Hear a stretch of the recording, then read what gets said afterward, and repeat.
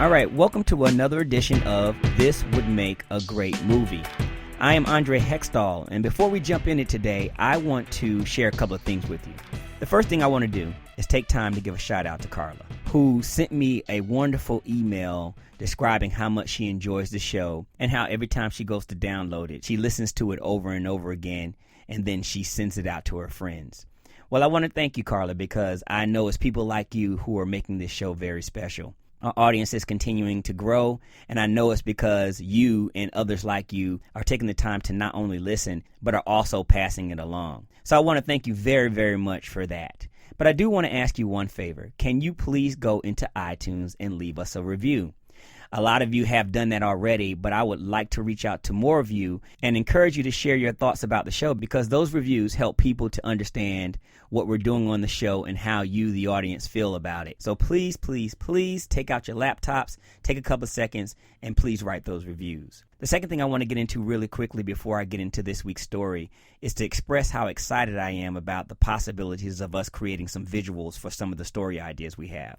As you guys know, I mentioned in last week's episode that we're going to be crowdsourcing some of the funds to produce these live-action versions of The Coma, The Ring, The Alien Divide, and The Bath. So first, I encourage you all to go listen to those stories and kind of understand what those are about, because I think it's going to be exciting what we're going to do as far as creating visuals for those and then putting that out on the web. So I wanted to put that out there so you guys can look out for that, because we're very excited about it. And again, this is all possible because you, the audience, are making this happen. All right, so with that being said, I want to jump into this week's storyline. It's an idea about a guy who is so unhappy with his life that when he's given the opportunity to make some changes, something interesting happens to him. So my idea for what would make a great movie is called The Yearbook.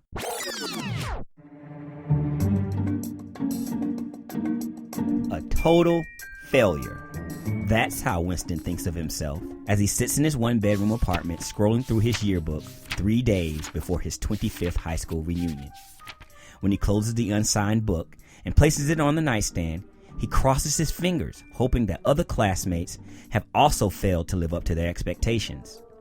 But on the night of the event, as Winston slowly makes his way through the sea of familiar faces, he confirms that indeed he is the only nobody to graduate with the class of 1989. Debbie, the girl he had a crush on for all 4 years, is still very beautiful. The star athlete on the football team has played in the Super Bowl and is currently an NFL coach. But what Winston hates the most is running into Ronald, the nerd he picked on every day, and being forced to listen how wealthy he's become as the CEO of a Fortune 500 company. By night's end, Winston has spent most of the time being ignored, hiding in the corner, and cursing because his life didn't turn out better. Later, when he gets home, he drinks what's left in a bottle of gin, stares at a picture of Debbie in the yearbook, and imagines how life would have been if he had the confidence to ask her out. Then, without any reason, he picks up a pen and then signs under Debbie's name, "To my boyfriend Winston, I will always love you and am forever yours." Suddenly, from the kitchen comes the steady sound of high heels walking across the floor, followed by the sound of clanking dishes in the sink. Startled, Winston jumps up, slowly heads into the next room, and shockingly discovers his apartment has been transformed into a much nicer home. Even more surprising is seeing Debbie standing near the sink rinsing out wine glasses and wearing the same black dress she had on earlier that night. When she looks up and asks if he's ready to leave for the reunion, he locks himself in his bedroom and paces back and forth, trying to decide if he's gone crazy or is simply drunk out of his mind. Eventually, Winston notices the yearbook open on his nightstand and centers his eyes on the message he wrote under Debbie's picture. Miraculously, the handwriting has changed and now appears to have been written by Debbie herself. He stares at it and realizes by writing the fake message, he somehow was able to alter the past. After a few moments, Debbie knocks and Winston lets her in. She sits down next to him, places her arm around his shoulder, and wants to know if he's still worried about what people will think of him after all this time. When he nervously says no, she assures him she's happy with the way their lives turned out and tells him she loves him very much. In an instant, Winston forgets about how he came to be in this alternate reality and instead gets dressed, heads off to the reunion with Debbie, feeling lucky the yearbook gave him a second chance. For the first part of the evening, Winston enjoys himself at the reunion and seizes every opportunity to brag about his life with Debbie. But then toward the end of the evening, he runs into Ronald, who flaunts his money, hits on his wife, and ruins his fantasy. Boiling with jealousy, Winston races home, storms upstairs, and grabs the yearbook, determined to change things once again. Under most likely to succeed, Winston scratches out Ronald's name and replaces it with his own. He then gets up and opens the door to go downstairs, and as he does, his small house transforms into a huge mansion. He smiles, then quickly calls out to Debbie, hoping his tweaking didn't affect things with her. After a few awkward moments of silence, he is relieved to hear Debbie's voice calling out that she's waiting by the door and is ready to go to the reunion. When Debbie and Winston arrive, Ronald greets them near the front door, and this time it's clear he idolizes Winston. Now as partners in a powerful multi-million-dollar investment firm, they are the hit of the reunion, and Winston vainly soaks it all in. When he's had his fill of praise and adoration, he motions to Debbie that he's ready to leave and heads toward the front door. But just as he's getting his coat, the FBI storms into the reunion with a warrant for his arrest, accusing Winston of breaking several federal laws related to insider trading. Shocked, Winston quickly looks at Ronald, who surprisingly tells the arresting officer he has all the evidence they need to convict Winston and is ready to testify against him. In disbelief, Winston laughs out loud and slowly looks around the room as if waiting for the punchline in a joke.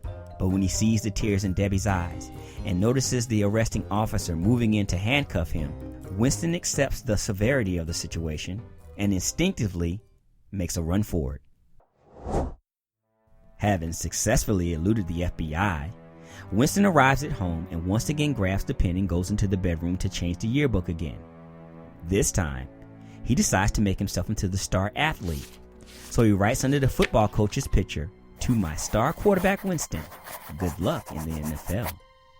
He then goes to the picture of the current star athlete and scribbles, "To my teammate Winston, thank you for making us a championship team." When Winston leaves his bedroom, he's excited to see his mansion change into an affluent high-rise condo, but worries when he calls out for Debbie and she doesn't answer. After a few frantic moments of searching, he relaxes when he finds a note from her explaining that she needed to run some errands and will meet him at the reunion. When Winston arrives at the party for the third time and begins to experience the new life he wrote for himself, he soon figures out that once again, things did not work out the way he hoped. Winston is the star athlete, but all of his classmates go out of their way to avoid him, having heard he was banned from playing professional football for gambling. Even worse is meeting back up with a very drunk Debbie, who loud talks him in front of everybody for having multiple affairs. Displeased with this life, Winston goes to leave and change the yearbook once again, but this time as he walks to his car, out of nowhere, two thugs approach him and beat him up for not paying his gambling debts. Several times more, Winston tries to change his life, but things continue to get worse. He finally gives up and decides it's best to put his life back the way it was. After all, being a nobody is better than living knowing Debbie hated him, or worse, ending up dead.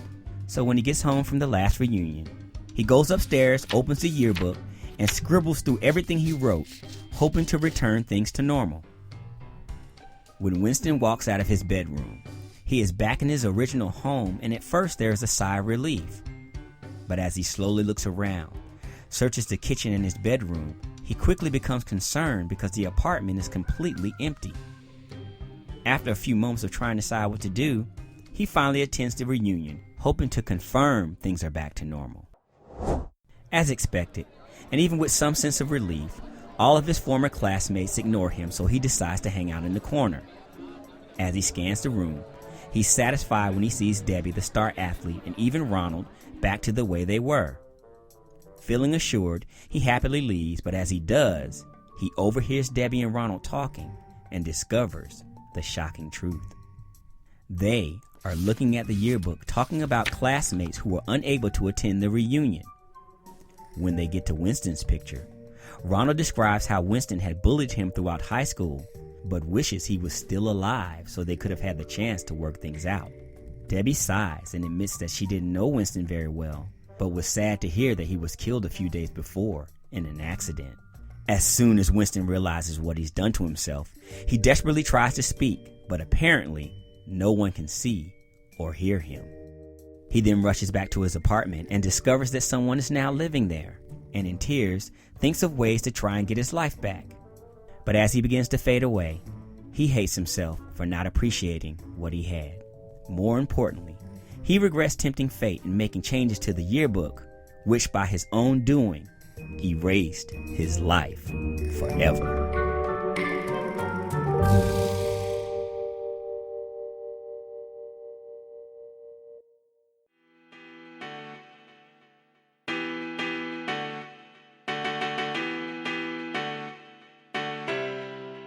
All right, there it is. That is the Yearbook, the story of a guy who messed around with fate and unfortunately ended up on the wrong end of things. So, hope you enjoyed it. What I'm going to do right now is talk about the fantasy cast, because I see this as a comedy. So in order to make sure this movie is funny, we have to assemble some of the funniest people on the planet. And the first person who comes to mind to play Winston is Seth Rogen.